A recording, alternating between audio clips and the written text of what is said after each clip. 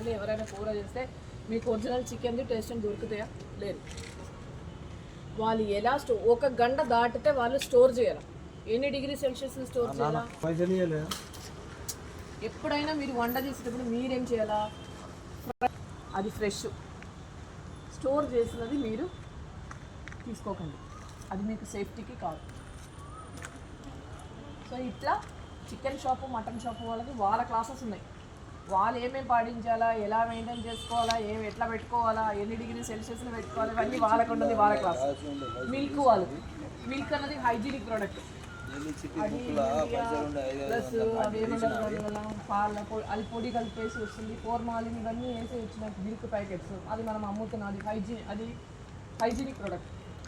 అట్లా రకరకాల ఇది రీటైల్ కిరాణా షాప్స్ వాళ్ళు తీసుకొచ్చి అమ్ముతున్నారు. వాళ్ళది అయిపోయింది.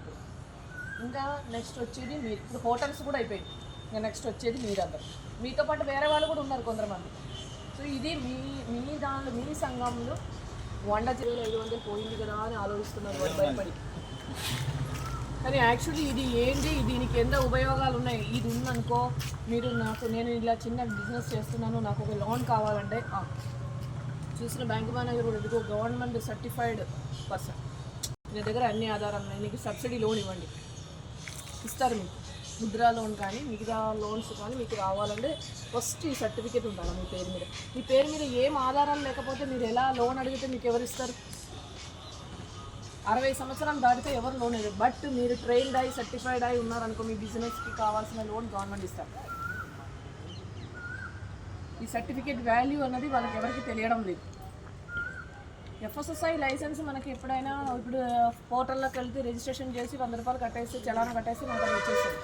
కానీ ఇది మీకు ఫిజికల్ ట్రైనింగ్, మిమ్మల్ని కూర్చోబెట్టేసి మీరు ఏమేమి చేయాలా, ఏమేమి పాడించాలా, ఎలా ఉండాలా, ఎలా స్టోర్ చేయాలా అన్నది మొత్తం మీకు చెప్తారు. ఇది మనకు తెలియదు. మనం ఏం చేస్తాం, మార్కెట్ నుంచి తీసుకొస్తాం, కట్ చేస్తాం, వంటలు చేసేస్తారు. కొందరు కడగరు. బట్ అవన్నీ కాకుండా మంచిగా వాష్ చేసి దానిలో ఉన్న మట్టి కానీ పాయిజన్ కానీ పెస్టిసైడ్స్ ఇది పురుగు పట్టకుండా ఉండడానికి రైతులు ఏమేస్తారు, మందులు వేస్తారు. అవన్నీ మంచిగా వాష్ చేసి క్లీన్ చేసి మనం వంటలు చేయాలి. అవునా కదా? అప్పుడు టేస్ట్ అవుతుంది.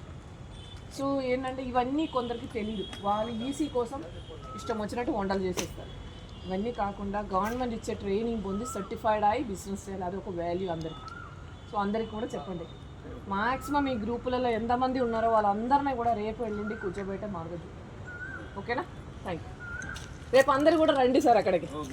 జస్ట్ ప్రోగ్రామ్ చూసాం, కలెక్టర్ చూస్తున్నారు కదా, రేపు ఛానల్ మీడియా అందరు ఉంటారు. ఓకేనా?